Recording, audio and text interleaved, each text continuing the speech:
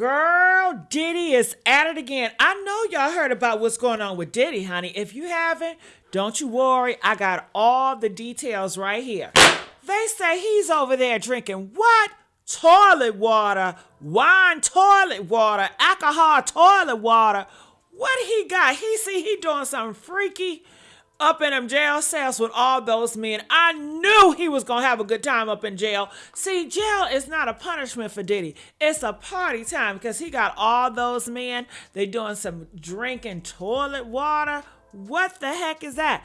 I got all the deets for you guys here. And did you guys hear about the phone privileges it's taken from Diddy? 90 days. He's on a three-way, girl. Talking to people on three-ways up in jail cell. Honey, he is planning something. And I just feel like, they should have him longer in jail. Man, he gonna be out in no time. Back to doing nefarious things. Ooh, I pray for Cassie, honey, because he's coming for you. Woo, honey. Let's look and see what they're saying about this stuff and this Diddy update, girl. We got to stick on Diddy. We got to keep our eyes on him. Because we don't keep our eyes on him, guess what, y'all? He gonna be back to his old deeds. We gotta keep our eyes on him. Press 1 if you agree. Keep your eyes on Diddy. Let's like, share, and subscribe. And check this out, y'all. Let's see what they're saying. Okay, to start with, toilet wine turns out is a misnomer. The toilet is mostly a hiding place, and God knows it is not really wine, right? And Sean Diddy Combs is not the first prison inmate to get busted with it. Diddy, obviously just starting out his time, well, not just starting out, but starting out his official sentence since being sentenced not too long ago. And I think suffice to say, it's not going well so far. But they wanted them to tell them the story of Puff with underage boys. Diddy's time behind bars isn't exactly going how he planned. After telling a judge that he'd finally sobered up for the first time in 25 years, reports say he has been caught sipping on homemade alcohol in prison. But TMZ is reporting that Diddy has been caught with the stuff, this week in fact. He did have a birthday on Tuesday and was going to be moved to a new unit apparently as punishment, but the officials changed their minds according to the report. But that still leaves the question of Diddy's alleged newfound sobriety, which he made such a big point of emphasizing when he was sentenced, and whether this will have any impact on that sentence. Just a few weeks ago, Diddy had written a long apology letter to Judge Arun Subramanian, saying he was sober for the first time in 25 years, and that he turned over a new leaf. He begged for mercy before his sentencing, claiming he wanted to live differently and work on himself. But that seems to have been a white lie. Internal sources have revealed that Diddy got into trouble with prison officials at Fort Dix, the New Jersey facility where he's serving his 4-year sentence for prostitution-related charges. Apparently, he was caught drinking jail-made alcohol, famously referred to as toilet wine. Former federal inmate Gene Borello recently explained how Diddy might have been able to do this. Let's get back to making it. I know you gave me the ingredients. Right. I want you to tell me how you put them together and the burping, which is interesting. But before you do that, how is the toilet involved? Because in my mind, whenever I heard toilet wine, I imagine an inmate stirring, the hooch in the toilet bowl, but that's not it. So explain what actually happens. Well, they usually get a big garbage bag, like a big clear bag. I've seen it done in a garbage bag, and they'll put it in the toilet and then let it sit in there. You know what I mean? They won't actually put it in the toilet bowl. You get what I'm saying? With the water. You know what I mean, right? You're not actually stirring it in the toilet bowl. In the tank, yeah. So it's in a bag and it's hidden in the toilet tank, not in the toilet bowl. Not in the toilet bowl, and that's just... It takes a while to make. It takes a while to make. It's not just an overnight thing. This takes days to make it. And remember, it smells really bad, so you have to have a good hiding spot. It's very strong. Oh, it does smell. Okay, so that's the other thing. So the toilet tank is what you're hiding it from the view of the guards, not necessarily the temperature of the toilet tank is, optimal for the fermentation of the lovely hooch, Right. But so they put it in the toilet tank, and then how does the toilet tank fill up with water to flush? You pull it out, do your business and flush, and then put it back in? Yes. But the real question here is, what could the consequences now be for Diddy? Here's a hint for you. Not good. Basically, is different ways to make it. You can make it with orange peels. You can make it with sugar. It is all different ways. But what a lot of people don't know, and why it is serious in prison, it can blow up. So if you don't know what you're doing and you don't let it breathe, as they say, it could actually be like a bomb. So it actually can blow up and everything will spray everywhere. But it can get you drunk, and it could also land you in the hole. So, I mean, I don't know as far as them saying he's going to move him out of the unit. I know it's a very serious ticket. I know he could lose his phone, he could lose commissary, and he could lose visits, and also maybe go to the SHU for up to 30 days or maybe more. So, I mean, that's all serious stuff. I keep wondering about the sentence. Do you not think it's possible, especially since he campaigned, in his sentencing, that he was getting sober? He'd been working, on a sobriety at the MDC. And now he's at Fort Dix. And if this is true, if the report's true, might they say, well, screw it. You're not getting your 15% off your federal sentence. Right. So it don't work like that. But every ticket in the feds, if it's a certain degree ticket, you will lose some good time. When prison officials were asked about it, they said they had no information. But according to Diddy's team, people shouldn't jump to conclusions. A rep told Page 6, Mr. Combs is in his first week at FCI Fort Dix and is focused on adjusting, working on himself, and doing better each day. But Gene Borrello doesn't think Diddy has been doing any of that.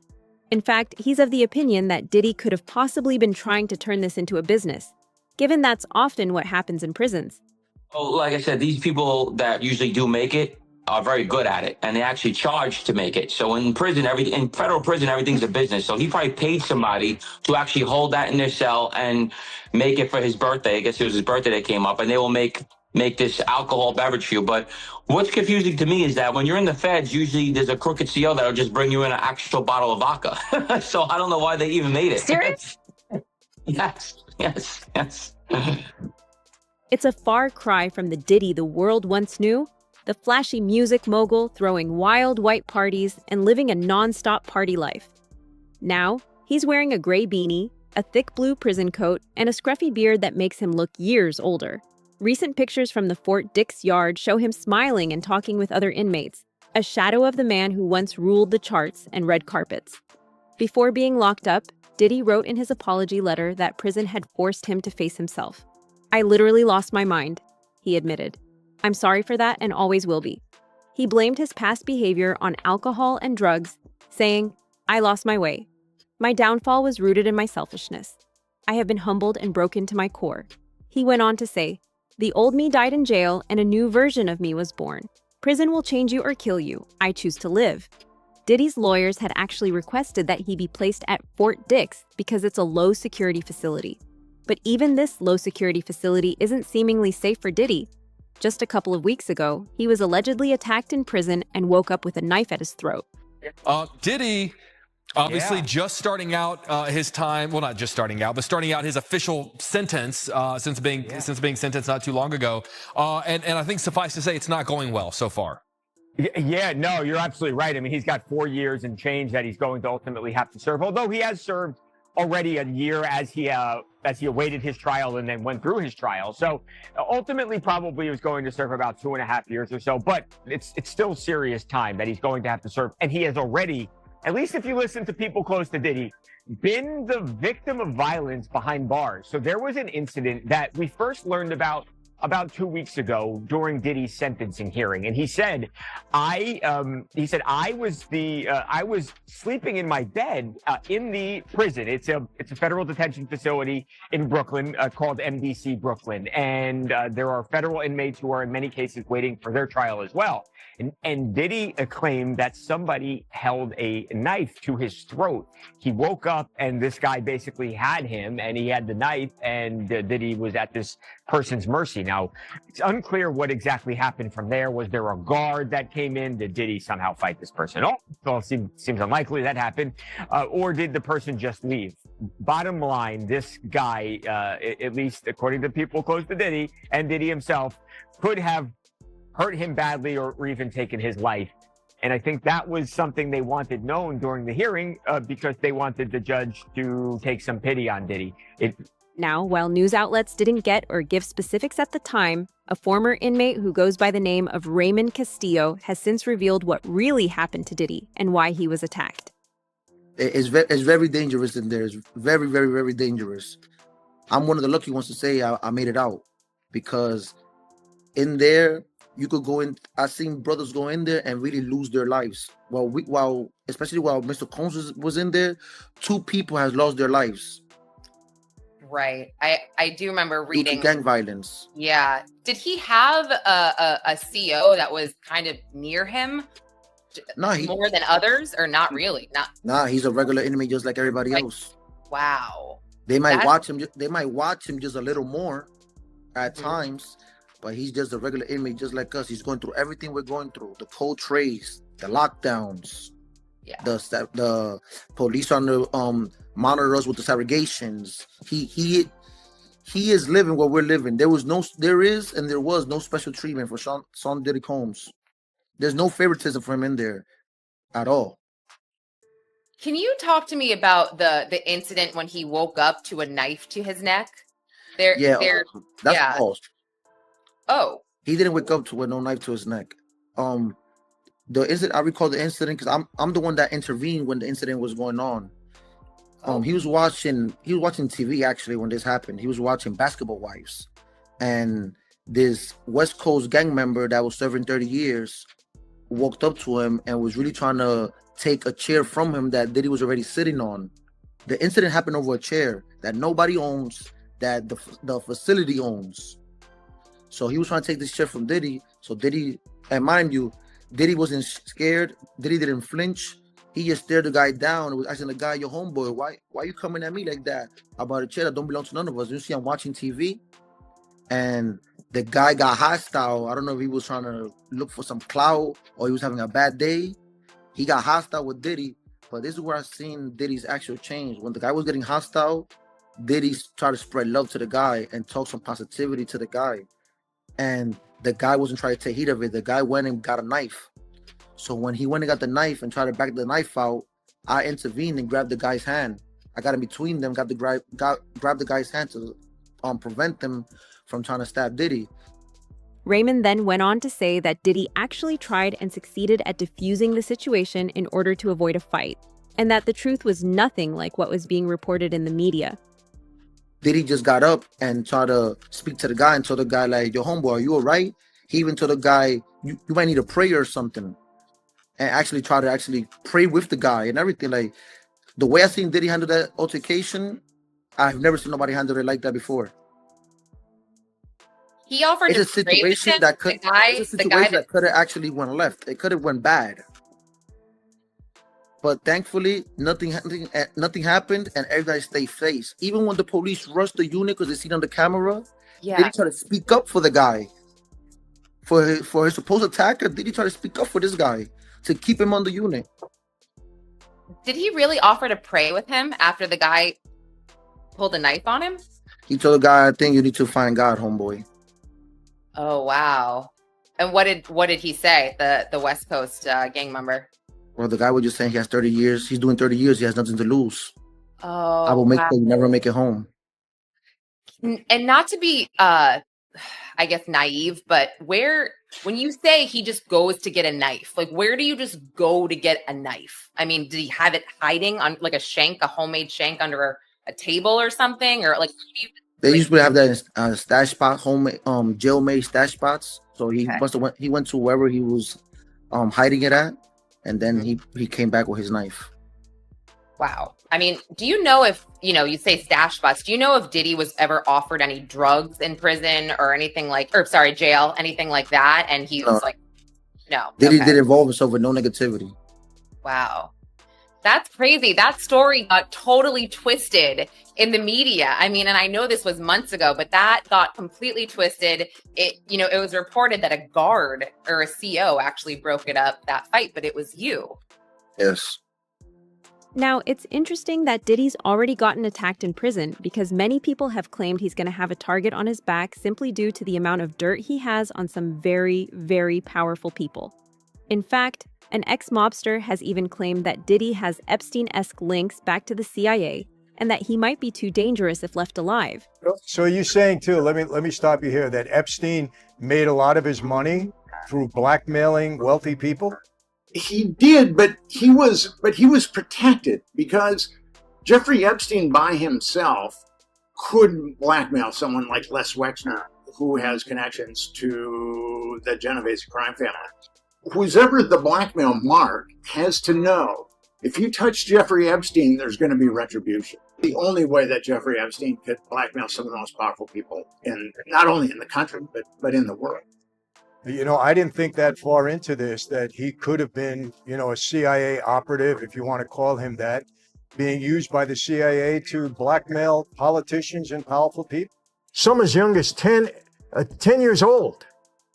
10 years old. Those were allegations in the Epstein and the Diddy case. And people are covering it up. And they're complicit in it. And the media keeps their mouths shut. They'd rather go after Trump for some BS thing that happened in a hotel room in 2006. A payoff to an alleged that Trump denies. There's no real evidence to show that. In the Diddy case, there's evidence. There's videos. He blackmailed people. So did Epstein. Where are these files? Where are the videos? Why are we not seeing them? We want to know who's involved in this. Because those videos will show who visited the Epstein mansion and who visited Diddy's freak-offs. But where does this rabbit hole really lead to? Who is going to get caught in the crossfire if the Epstein files and Diddy footage end up being released? Can we really trust the people leading us? Those are all really important questions, and it seems that the people protecting Diddy are determined to prevent the answers to them from ever coming to light. In fact, there are now whispers that Tupac's case may be reopened in light of the recent Keefe D trial to make sure Diddy stays quiet. So it should come as no surprise to you that Pac's brother has now conveniently started giving interviews online about how he thinks Diddy may have been involved in his brother's death. I do want to kind of get maybe a thought around this thing that's happening with Puff. He is behind bars. Does that give you any closure, or what does that do for you to see that? Because I can imagine it could be very conflicting. Yeah, because I don't champion putting young black men in jail. Black men in jail. Right. Jail, period. That ain't, but there's questions that need to be answered. And with this arrest of Keefe D brought more questions. You know what I mean? And and there was some answers with that. So it has to be looked at.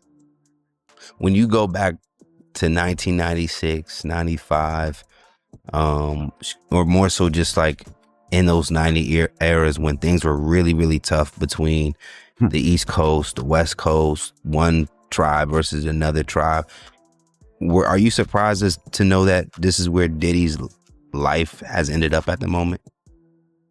Am I surprised at that? Mm-hmm. Are you surprised that he's currently sitting in a prison? No.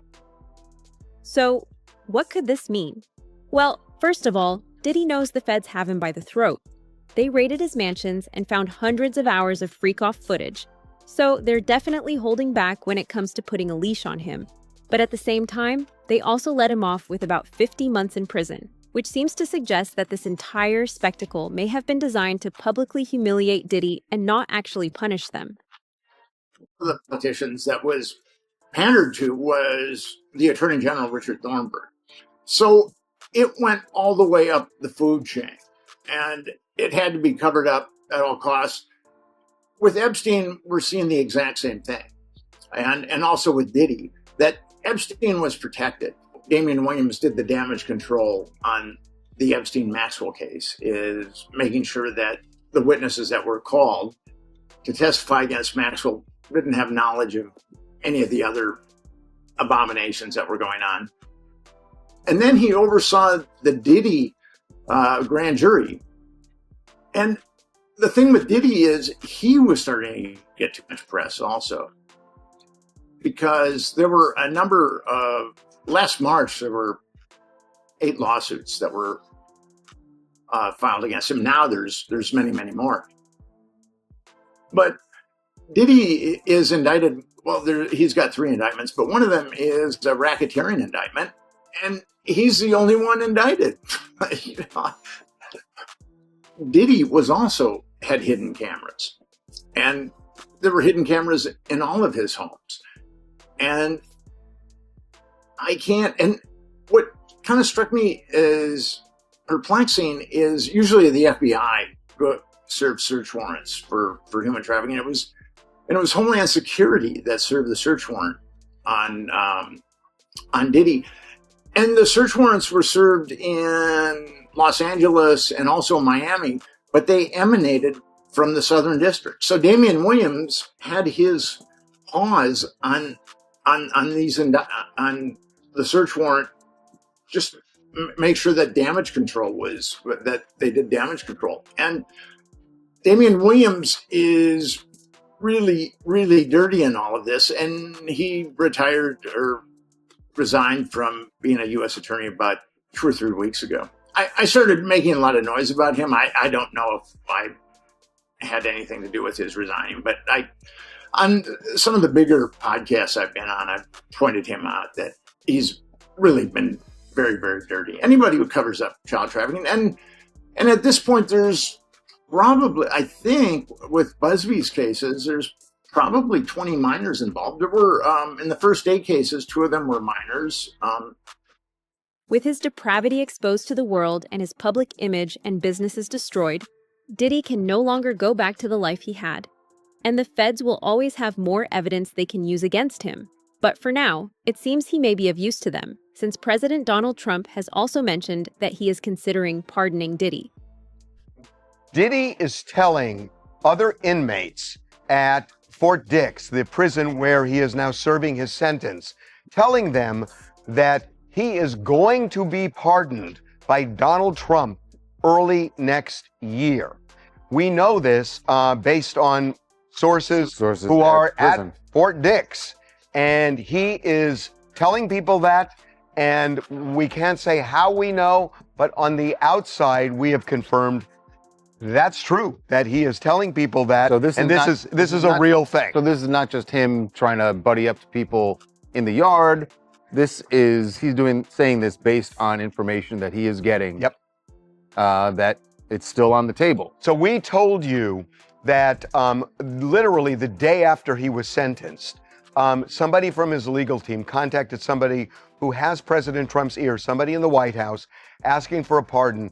The next day, Donald Trump was informed about this, and then a day or 2 later, he told the news media that. We then posted a story that Trump was vacillating on whether to do it or not. There were people in the White House who were urging him not to, but as one of the White House sources told us, he's going to do what he wants to do. And now it looks like when you connect the dots, it sounds like this is a real thing. I mean, if I had to bet money at this point, right?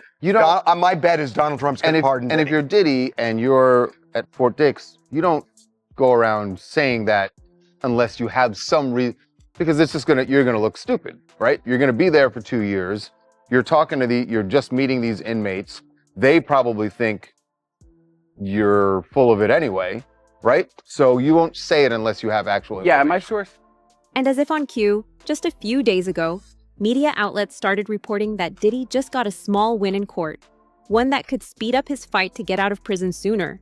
A judge has agreed to fast-track his appeal, just days after Diddy was moved to a federal prison in New Jersey to start serving his 50-month sentence. U.S. Circuit Court Judge Beth Robinson approved Diddy's request in a short 2-paragraph order. His lawyers are hoping this move could shave time off his sentence if the appeal goes in his favor. Maybe he's got a plan. Well, he's always got a plan.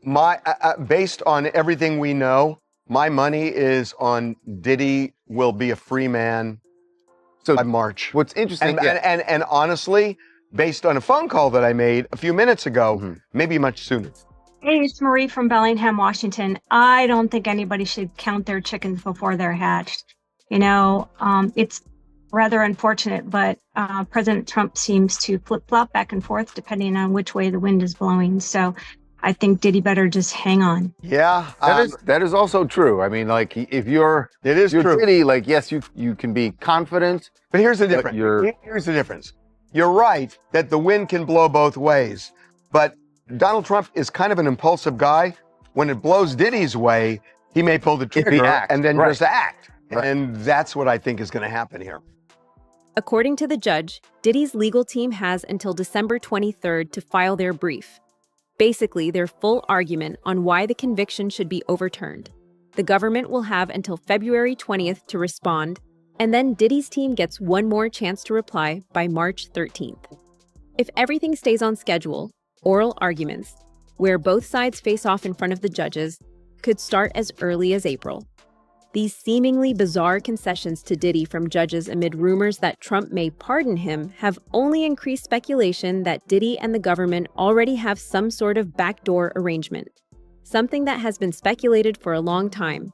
Gene Deal actually speculated something similar quite recently on the Valuetainment podcast. Do you think Diddy was an FBI informant? Do you think the feds had him? I think that they knew about him a long time ago, and there's certain situations that came out, like this guy, paperwork, found some information where Puff was seeing a federal agent in D.C. And it popped up. He had an appointment with a federal agent in D.C. What year? And I think 91. Somewhere when he was that early. That early. I don't know why or what was the situation. It came out. Wow. Diddy seen with a federal agent in 91? That's way before he becomes somebody. Yeah, but you got to realize he was doing a lot of parties. He was doing some lot of things in D.C. And I think it was possibly because there was an incident where some people died. Got it. Similar to the other one with the 9 kids? So, yeah. Got it. Similar to that. But you got to realize this. At somebody, a certain person, and I'm not going to speak his name because I said I wasn't going to speak their name. They was offered a proffer agreement in 2011. But they wanted them to tell them the story of Puff with underage boys at their proffer agreement in 2011, brother. What he did, and yeah, the fact that he made all his money by having a lot of accused of having blackmail of, men, powerful men, having sex with younger women on his island, on the Epstein Island, and then using those tapes to come back up. You've heard that before. Would you speculate and say that Diddy is the music mogul version of what Epstein did in the financial industry with politics? I would say that might be a possibility. Okay, but not based on things that you've seen and, you've heard from people that you personally know. No. Okay. I couldn't say that. Got it. Interesting.